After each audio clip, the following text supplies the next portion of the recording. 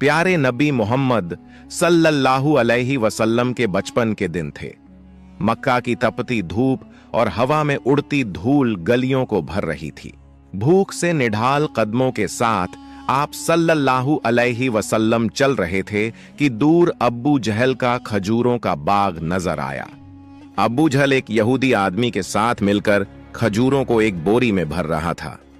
नबी मोहम्मद सल्लल्लाहु अलैहि वसल्लम बहुत भूखे थे, इसलिए 2 खजूरों की उम्मीद लिए धीरे धीरे बाग की तरफ बढ़ने लगे। जब वहां पहुंचे तो अदब से सलाम किया, अस्सलामु अलैकुम चाचा जान, और नरमी से कहा, मुझे बहुत भूख लगी है, क्या आप मुझे 2 खजूरें दे सकते हैं? अब्बू जहल ने घृणा भरी नजरों से देखा और बोला, मैं तुझे खजूर दे सकता हूं, लेकिन एक शर्त है, वो जो यहूदी खड़ा है उसकी बोरी तू अपने सर पर रखकर मेरे घर तक पहुंचा दे, तब खजूर मिलेगी। बिना देर किए नबी सल्लल्लाहु अलैहि वसल्लम उस यहूदी के पास गए। यहूदी हैरानी से बोला, ए मोहम्मद, तुम यहां क्यों आए हो? नबी सल्लल्लाहु अलैहि वसल्लम ने फरमाया, मैं ये बोरी अपने सर पर रखकर ले जाना चाहता हूं। वो चौंक गया, इतनी छोटी उम्र में क्या तुम ये बोरी उठा सकोगे? नबी सल्लल्लाहु अलैहि वसल्लम ने मुस्कुराकर फरमाया, हां, यकीनन उठा सकूंगा। फिर धूल से सने बदन और थके हुए जिस्म के साथ बोरी सर पर रखी और चल पड़े। छोटे छोटे कदम, थका हुआ जिस्म, मगर चेहरे पर एक अजीब रूहानी सुकून था। अब्बू जहल और वो यहूदी शख्स पीछे पीछे चल रहे थे। कुछ देर बाद बोरी अब्बू जहल के घर के सामने रख दी गई। यहूदी ने वो बोरी अंदर रख दी। नबी सल्लल्लाहु अलैहि वसल्लम ने फरमाया, चाचा जान, अब मुझे खजूर दीजिए। अब्बू जहल ने एक खजूर आप सल्लल्लाहु अलैहि वसल्लम को दे दी। फिर आपने नरमी से फरमाया, क्या आप एक और खजूर नहीं देंगे? ये मासूम सी गुजारिश अब्बू जहल के अंदर की आग को जैसे और भड़का गई। गुस्से में भरकर उसने एक जोरदार थप्पड़ नबी सल्लल्लाहु अलैहि वसल्लम के चेहरे पर मार दिया। और उसी लम्हे जैसे सूरज डूब गया हो, आसमान फट पड़ा हो, हवा थम गई हो और पहाड़ भी रो पड़े हों। एक मासूम बच्चे पर ऐसा जुल्म। अब्बू जहल हंसते हुए अपने घर चला गया। मगर तभी खजूर की बोरी खोली गई और चौंकाने वाला मंजर सामने आया। सारी खजूरें छोटे छोटे पत्थरों में बदल चुकी थीं। ये देखकर वो यहूदी स्तब्ध रह गया। आंखें फैल गईं, जबान खामोश हो गई। वो भागा भागा अपने सरदार को ये खबर देने चला गया। उधर अब्बू जहल घर से बाहर आया और ताना देते हुए बोला, ए मोहम्मद, तू तो बहुत बड़ा जादूगर निकला, तूने मेरी खजूरों पर जादू कर दिया। नबी सल्लल्लाहु अलैहि वसल्लम ने सर झुकाकर बहुत नरमी से कहा, चाचा जान, मुझे तो कुछ मालूम नहीं। ये सुनते ही अब्बू जहल ने एक और थप्पड़ मारा। उसकी आवाज जैसे आसमान को चीर गई। सब कुछ थम गया और उस मासूम की आंखों से एक आंसू लुढ़क गया। मगर देखिए, क्या शफकत थी, क्या रहमत थी। नबी सल्लल्लाहु अलैहि वसल्लम ने सिर्फ इतना कहा, चाचा, आपके हाथ को चोट तो नहीं लगी?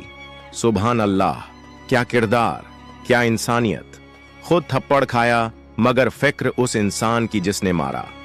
फिर नबी सल्लल्लाहु अलैहि वसल्लम ये सारी जिल्लत, तकलीफ और भूख लेकर घर वापस नहीं गए, बल्कि चुपचाप पहाड़ के किनारे जाकर खड़े हो गए। दरख्त और पहाड़ जैसे पुकार उठे, अफसोस, जिसे न पैदा किया जाता तो ये जमीन, ये आसमान कुछ भी न होते। वो अजीम नबी आज भूखे, नजरअंदाज किए जा रहे हैं। लेकिन फिर भी अब्बू जहल जैसे संगदिल के दिल में न रहम आया, न आंखों में पछतावे का एक कतरा।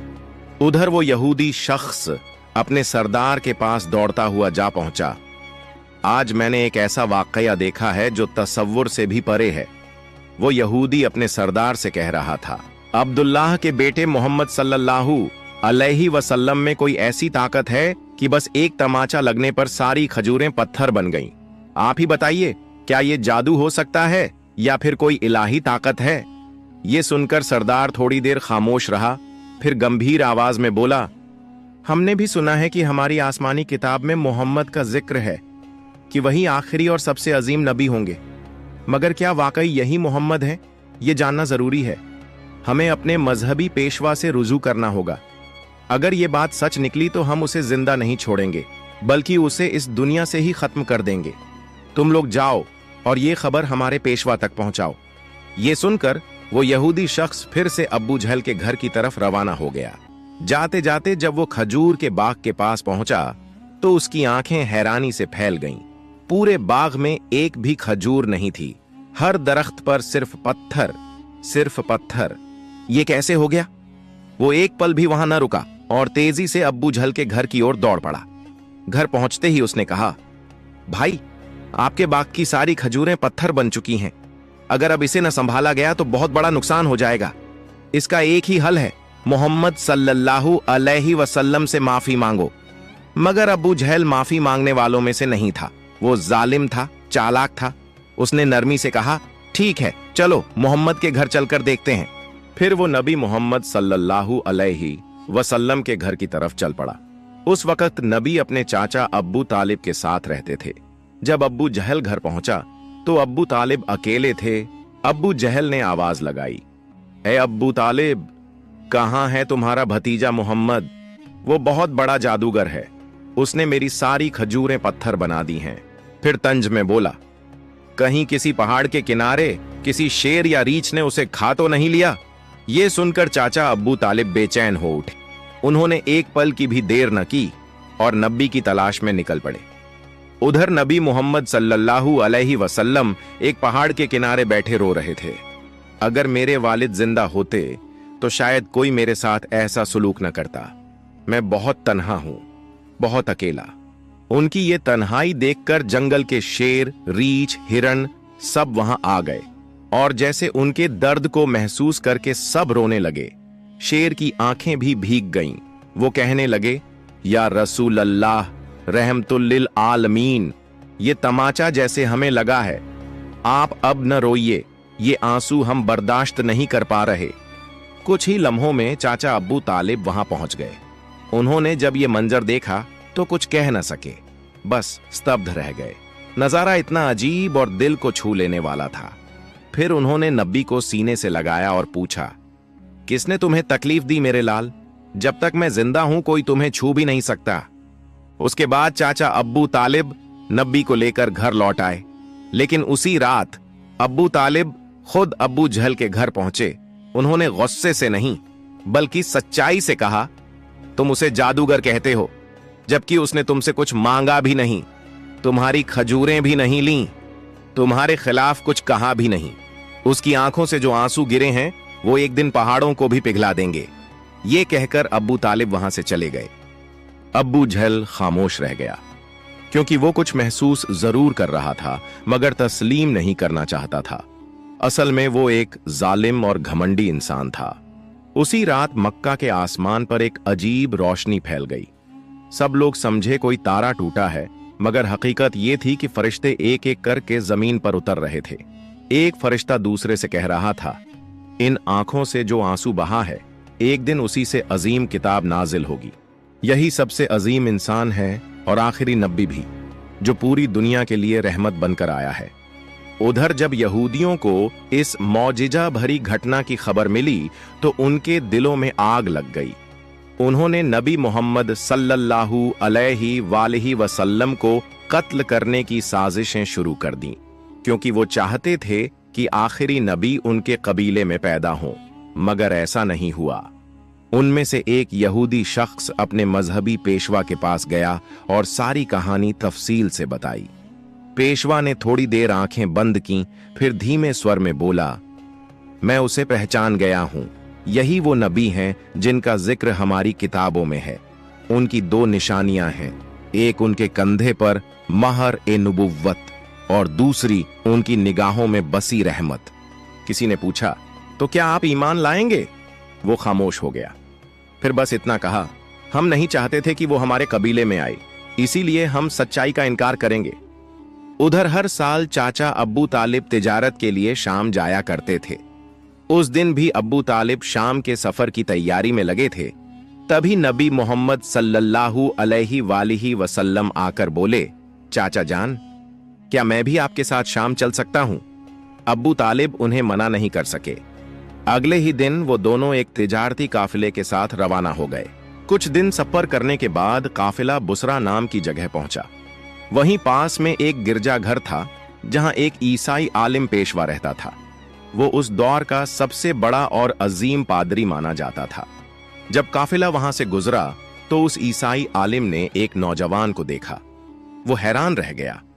उस लड़के के सर पर एक बादल का टुकड़ा साया किए चल रहा था। जहां वो चलता, बादल भी साथ चलता।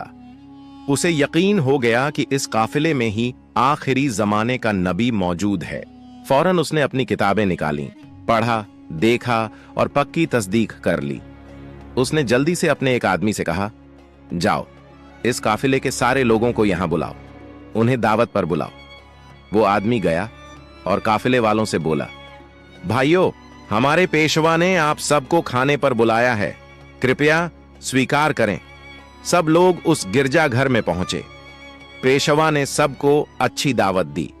कुछ देर बाद उसने अबू तालिब से कहा, ऐ काफिले के सरदार, लगता है इस बच्चे के मां बाप अब इस दुनिया में नहीं हैं। अबू तालिब ने कहा, जी हां, आप सही समझे, अब इसकी देखभाल मैं कर रहा हूं। पेशवा ने गंभीरता से कहा, याद रखो, तुम्हारा भतीजा अल्लाह का आखिरी नबी है। उसकी पीठ पर महरे नबूवत है, उसकी आंखों में रहमत है। उसे कभी अकेला मत छोड़ना। अगर यहूदियों और नसाराओं को पता चल गया तो वो उसे जान से मारने की कोशिश करेंगे। अबू तालिब ने हैरानी से पूछा, आपको यह सब कैसे मालूम हुआ? पेशवा ने जवाब दिया, मैंने हमारी किताबों में इस वाकये की तफसील पढ़ी है। अब जाओ और मोहम्मद को मेरे पास ले आओ। अबू तालिब उन्हें लाने रवाना हुए। तभी पेशवा ने देखा कि एक दूसरा काफिला उस जगह से गुजर रहा है। वो फौरन वहां पहुंचा और पूछा, तुम लोग कौन हो, कहां जा रहे हो और क्यों? उन्होंने जवाब दिया, हम रोम के सिपाही हैं। हमारे बादशाह ने हमें भेजा है। कहा गया है कि आखिरी नबी दुनिया में आ चुके हैं और हमें उन्हें ढूंढकर खत्म करना है। क्या तुम इसके बारे में कुछ जानते हो? ईसाई पादरी मुस्कुराया और बोला, तुम लोग बेकार कोशिश कर रहे हो। अगर अल्लाह ने आखिरी नबी को भेजा है तो वही उनकी हिफाजत भी करेगा। इस दुनिया में किसी में इतनी ताकत नहीं कि वो उन्हें नुकसान पहुंचा सके, इसीलिए तुम लोग वापस रोम चले जाओ। यह सुनकर वो सिपाही चुपचाप लौट गए। दिन ऐसे ही बीत गया।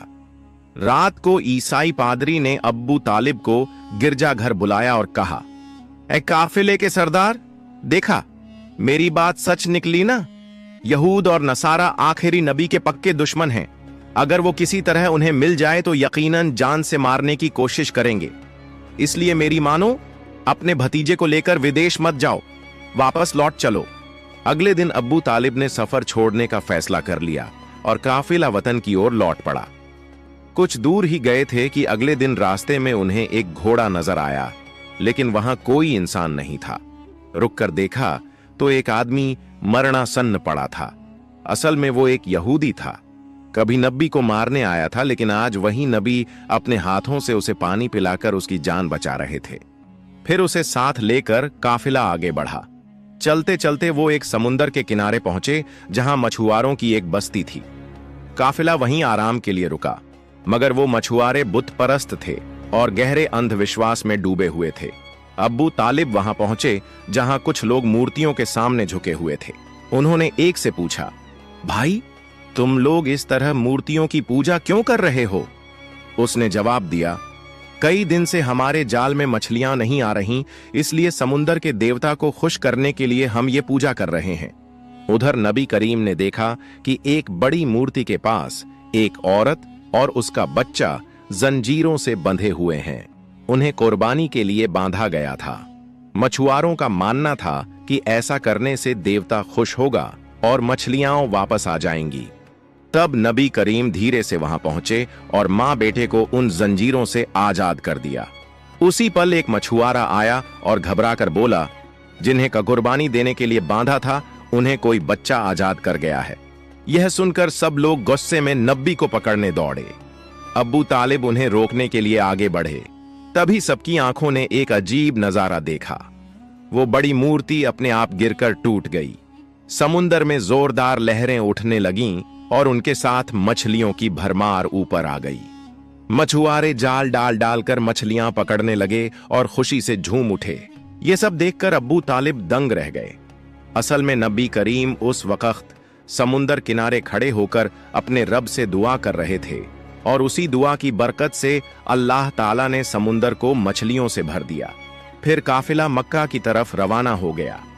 मक्का पहुंचने के बाद नबी करीम अपने चाचा अब्बू तालिब की बकरियां चराया करते थे। एक दिन बकरियां चराकर लौटते वक्त नबी करीम ने देखा एक जगह गुलामों और लौंडियों की मंडी लगी है। मर्दों को गर्म लोहे से जलाया जा रहा था और औरतों को ऊंचे दामों पर बेचा जा रहा था। यह मंजर देखकर नबी का दिल कांप उठा, आंखें भर आईं। उधर उनके एक चाचा अब्बू लहब गुलामों की खरीद फरोख्त करते थे। वो एक बेगुनाह लौंडी को बहुत महंगे दामों में बेच रहे थे। तभी उसी लौंडी का शौहर दौड़ता हुआ आया और बोला, हुजूर, आप ये जुल्म मत कीजिए, हमें माफ कर दीजिए। वो बड़ी बेबसी और गिड़गिड़ाहट से रोने लगा, लेकिन अब्बू लहब उसकी एक न सुन रहे थे।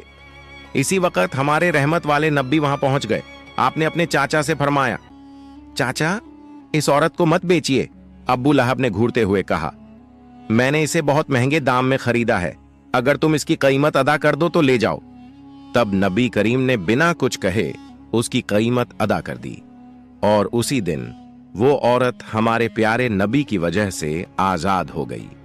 प्यारे दोस्तों, ये सुनकर जरा सोचिए, हमारे नबी मोहम्मद सल्लल्लाहु अलैहि वसल्लम वो हस्ती जो रातों को जाग जाग कर उम्मत के लिए दुआएं करते थे, वो हस्ती जो भूखे रहते मगर दूसरों को खिला देते, वो हस्ती जो पत्थरों से जख्मी हुई मगर बद्दुआ न दी, वो हस्ती जिसने अपनी जान, अपना आराम, अपना सुकून कुर्बान कर दिया सिर्फ इसलिए कि हम ईमान वाले बन जाएं।